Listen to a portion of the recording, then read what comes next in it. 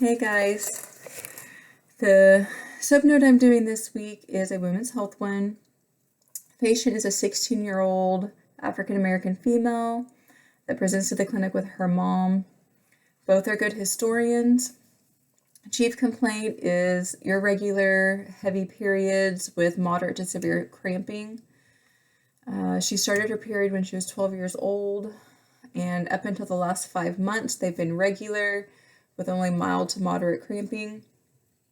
But now she's having the heavy bleeding and moderate to severe cramping. She's in no pain today, but at its worst, she rates it 7 out of 10. She takes ibuprofen and naproxen for that, which provides mild relief. She does have some trouble sleeping at night at times due to the pain. Let's see. The warm baths and heating pad help take the edge off of her pain. I'll make sure I didn't miss anything.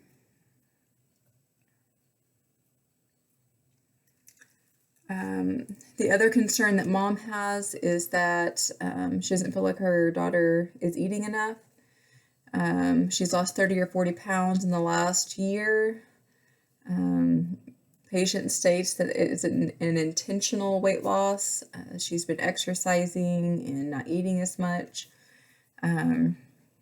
She eats 1 or 2 meals per day with one snack, but she's eating healthy foods, cheese stick, salad, baked chicken, apples, and doesn't eat very much at one time. She drinks water.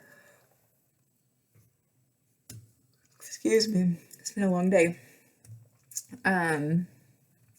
She does exercise 7 days a week. She runs, lifts weights, does yoga. She's also involved in sports at school, doing volleyball and cross country. Her only history is depression. Her last period, I think I already said, was May 1st, lasted for 10 days. Vaccines are up to date, no allergies. She doesn't take any routine medications. Family history is unknown. She's adopted. Social history, she's sexually active with one male partner who usually wears a condom. She denies alcohol use, smoking, vaping, or illicit drug use. Let's see. Her review of systems was normal, other than mom's concern about her eating and weight loss and the abdominal pain during menses. Her vital signs are normal. Her BMI for this visit was 21.92, which is normal. Physical exam. Constitutional, she looks well nourished. She has good skin tone. Her color is good. She has good hygiene. She's dressed nicely, looks appropriate. Her overall physical exam is negative for anything. We did do a PHQ-9 modified due to her depression history. She scored a 2. So really her physical exam is negative for anything significant. We did order a CBC, iron panel, CMP, TSH, pregnancy test, and women's health panel for her today. Her pregnancy test was negative.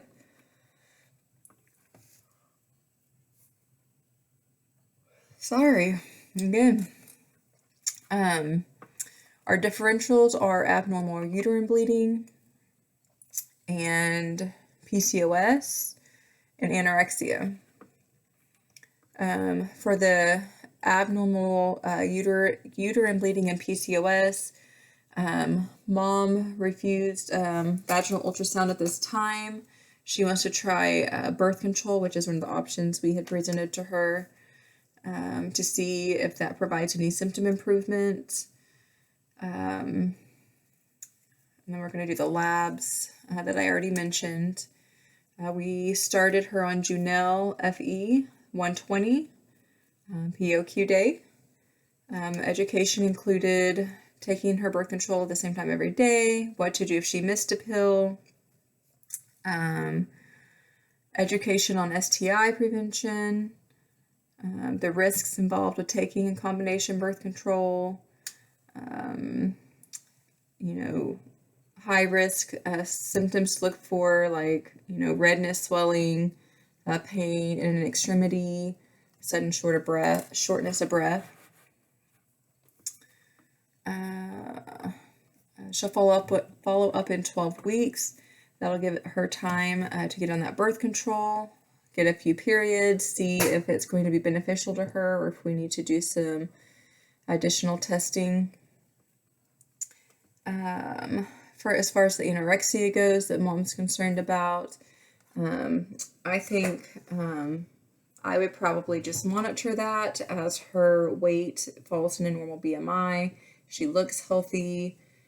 After talking to her for a little bit, she just wants to be healthy. She enjoys exercising.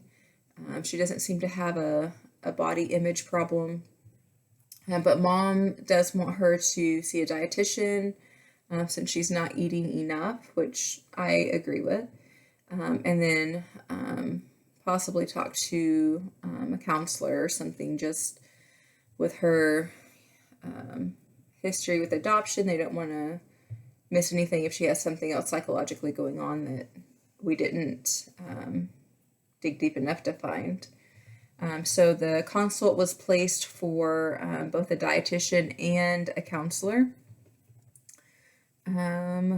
Let's see, and the clinic that I'm doing, Clinical At, has an in-house social worker who does some short-term counseling.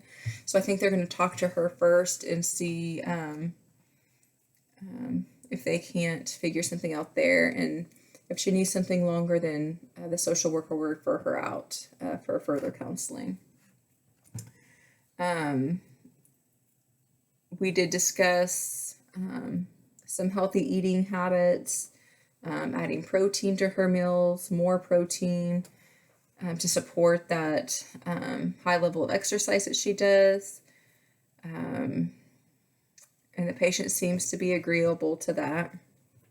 And we'll follow up on this as well in 12 weeks to see how her visit with the dietitian went, and if she feels like the counselor is helpful or not.